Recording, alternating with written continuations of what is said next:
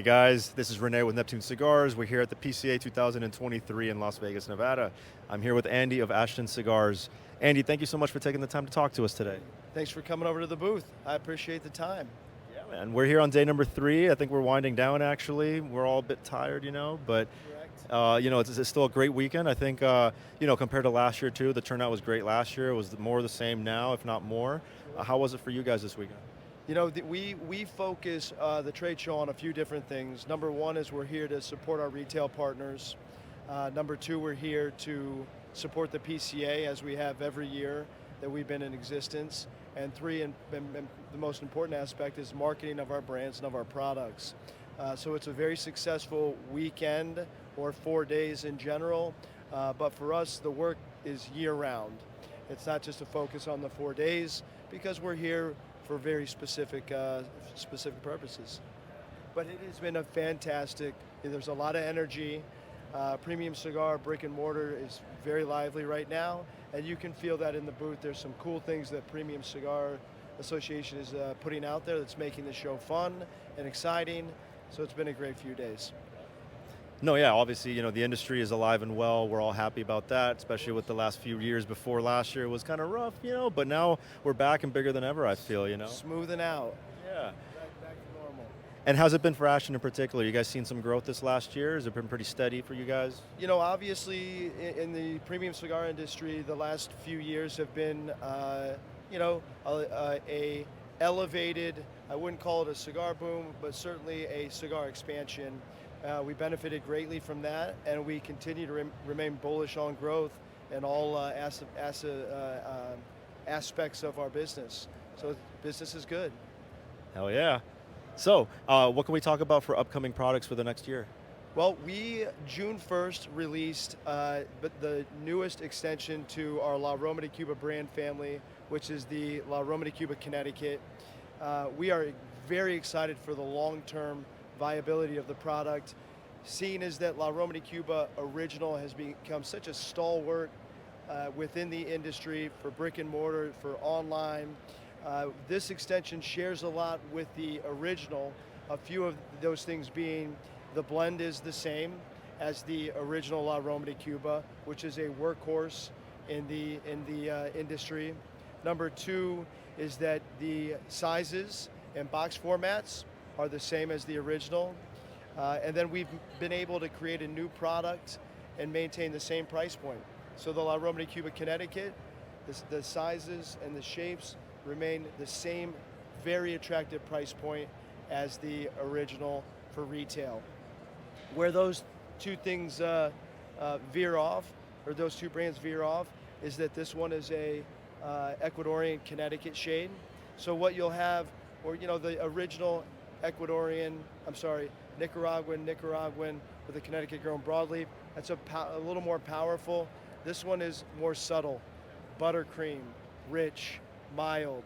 So as is the case with our approach to the industry in general, we are always looking to expand our portfolio, which is already diverse, whether it's for a certain price point that a consumer is looking for or a certain flavor profile, and this certainly fits the bill. Started shipping June 1st. It is available to ship and ready for people to enjoy immediately. Nice. So yeah, by the time you see this, it's already on shelves probably. Neptune's had it since probably June 2nd. Beautiful. And do you say that this teeters more towards the mild or mild medium? This is mild. Mild. Perfect for breakfast. Well, at any time of day we can smoke it, but it's going to start out with that, typical, it's produced in the My Father factory. So when you first light it, it's got some soft, peppery notes, a little bit of spice. But as that grows, buttercream is always in my mind. That creamy Ecuadorian takes over and absolutely becomes a mild version. Nice. Yeah, people are always looking for something a little lighter sometimes, And one thing I've noticed also in recent memory, maybe in the last year, is that the packaging seems to be taking on different forms. Some colors have changed, maybe. So can you elaborate a little more on that? Of course. Two changes that would probably be the most pronounced to La Aroma de Cuba is obviously first with the extension of or the addition of the La Aroma de Cuba Connecticut, as opposed to the original. The original's red. This one has a chocolate and kind of buttercream scheme to it. So that's a diversification. Secondly, there's La Aroma de Cuba Mi Amor and La Aroma de Cuba Mi Amor Reserva. Two changes have been made in the past year. La Aroma de Cuba Mi Amor Reserva dropped the Mi Amor and has become La Aroma de Cuba Reserva. With that change, we use that as an opportunity to kind of freshen the color schemes and the packaging, and now you have this kind of crimson and cream colorscape. Mi Amor, which has been again, industry trendsetter since its launch, originally had kind of like a royal blue kind of hue. Never would have recognized it before. It's always been spectacular. It's a very high volume seller for us. We just tweaked the color scheme a little bit. It's a little more of a powdery blue, lighter blue version. So when a consumer's looking at it on the shelf, it pops. It's got a lot more visibility and a lot more vibrancy.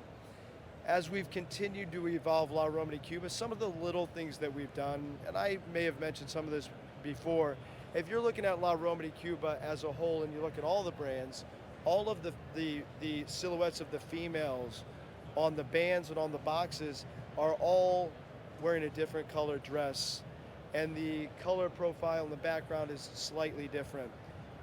They're all telling an individual story. So it's not just about the cigar, it's about the story, and that band and our progression there is meant to make all of them unique, one in itself. It's pretty cool. That is very cool. You know, and so the Pasión came out, and that color is really cool, right? I mean, it's fantastic. It's a beautiful color. You guys even have an ashtray in that color. Correct. So now, you can take some photos up front. oh yeah, no, for sure. So when that was introduced, and now you're talking about the changes with the other color schemes, walking down the Ashton and the Aroma de Cuba aisle is just, it's nice now. You know, it stands, like you said, it pops. So, but yeah, guys, if you are in the stores and you don't see like the Mi Amor, for example, because you don't recognize it, look harder. It's there. It just looks a little bit different now. And the blend is the same, you know? All the same. None of the blends have changed at all. You know, if you look at the original and the Connecticut, there's two different box formats. There's the the paper covered and then the slide top. The only difference is the slide tops are, meant to draw the eye to the larger ring gauge product, which is the Immensa, the Fe, the Robusto. But because of what I was just mentioning about how we approach the branding as a whole, it's very important for us to maintain that red color scheme and have that beautiful packaging and the silhouette of the banding on the boxes. But the cigar is the same. There's no changes. That's just only visual. No, you can't mess with perfection, you know? Hey, I appreciate you saying that. We're trying not to. We're just trying to make things better, always evolution to make sure that our brands, highest quality product, fair market value, and to make sure that we're doing the best to deliver great visuals so that you guys and everybody can sell as many and make as much money as we can on these things, right? And then talking about things that look nice, San Cristobal, that's under the umbrella as well. Anything that might be coming up, whether it's even next year, anything in the works? Because I love that brand too. Yeah, San Cristobal is our youngest. So in terms of ascension and growth, that's growing at a pretty fast clip. Brand's only been around since 2007, and it continues to accelerate. So we don't really have any immediate plans for line extensions there. What we're trying to do is to grow that in the same vein, in the same fashion that La Aroma de Cuba and obviously our iconic Ashton has been. So nothing in terms of addition. What we're working hard to do is increase visibility of product and straight to consumer education to help that brand grow before we move on. Awesome, Andy. Well, any last words for our Neptune customers watching today? Hey, cheers. Enjoy the cigars. We appreciate every cigar that everybody purchases, and obviously the support of great retail partners like Neptune. Cheers. Enjoy. Andy, thank you so much for taking the time. Guys, look out for the Aroma de Cuba Connecticut. It's already on shelves. Go pick it up. Andy, thanks again, my friend. Have a great rest of the show. Catch you next time.